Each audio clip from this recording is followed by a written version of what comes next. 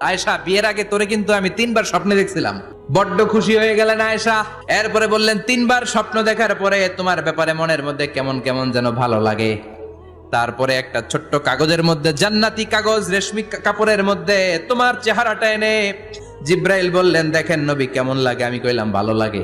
কার মেয়ে? আপনার বন্ধু আবু বকরের মেয়ে। বিয়ে করবেন নাকি? বিশ্বনবী বললেন, ও জিব্রাইল, তুমি যদি ঘটক হও, আল্লাহ যদি হয় কাজী, আমি মোহাম্মদ বিয়েতে রাজি। বিয়ে হয়ে গেল, কিন্তু ঘরে দামি ফার্নিচার নাই, টাকা পয়সাও তেমন নাই, কিন্তু আছে খালি সুখ। এত ভালোবাসতেন মা আয়েশাকে। মা আয়েশা গ্লাসের যেই জায়গা দিয়ে পানি খেতেন, বিশ্বনবী ওই জায়গায় মুখ লাগিয়ে পানি খেত। মা আয়েশা গোশতকে হাড্ডি ফেলে দিলে বিশ্বনবী ওই হাড্ডিটা নিয়ে চষতে শুরু করে দিত। এক বালতি থেকে পানি নিয়ে দুইজনে গোসল করত। আবার বিশ্বনবীর সাথে সাথে মাঝে মাঝে বায়না ধরতো, মাঝে মাঝে রাগও করতো। বিশ্বনবী বলেন, আয়েশা, কখন তুমি রাগ করো, কখন তুমি আমার